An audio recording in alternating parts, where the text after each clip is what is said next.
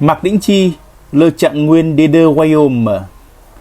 Dans l'histoire du Vietnam, rares sont ceux qui ont brillé à la fois dans le pays et à l'étranger.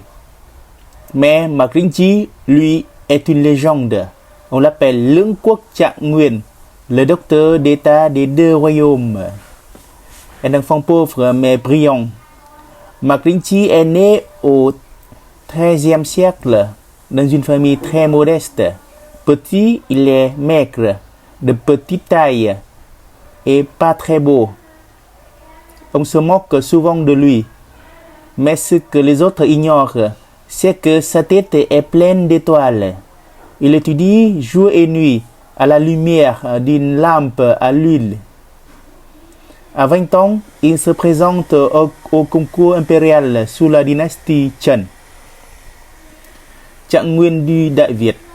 Lors de l'examen, les autres candidats se moquent de lui, le trouvant trop laid pour devenir mandarin.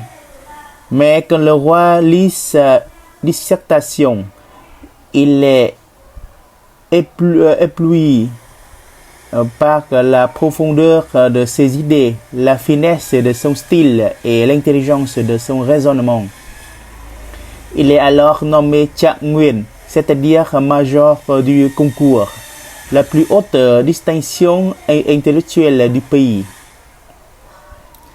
Quelques années plus tard, il est envoyé en mission diplomatique à la cour de l'empereur Nguyen Yuan en Chine. Mais là-bas, les mandarins chinois le regardent de haut à cause de son apparence.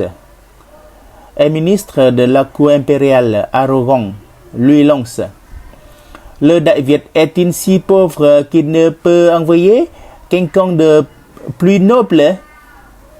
Mạc Đĩnh Chi sourit calmement, puis répond avec une élégance redoutable: je suis peut-être petit, mais mes idées, elles, volent plus haut que les montagnes. Si vous ne jugez qu'à l'apparence, comment reconnaître la sagesse? La cour reste sans voix. L'empereur chinois, impressionné par son éloquence et sa sagesse, décide de lui donner un titre honorifique, Trạng Nguyên của Trung Quốc, c'est-à-dire docteur d'État de l'Empire Yuan en Chine. Ainsi, Mạc Đĩnh Chi devient le seul érudit vietnamien de l'histoire à être reconnu Trạng Nguyên par deux royaumes, le Đại Việt et la Chine impériale. Aujourd'hui, le nom de Mạc Đĩnh Chi est toujours associé à l'intelligence, la dignité et la fierté nationale. Il a prouvé qu'on peut vaincre les préjugés, briller par l'esprit et représenter son pays avec honneur, même à l'étranger. Le corps peut être petit, mais l'âme peut porter un pays entier. Alors, si vous aimez ces récits du Vietnam ancien, pensez à liker, partager et vous abonner. Des histoires de sagesse comme celle de Mạc Đĩnh Chi méritent d'être racontées encore et encore.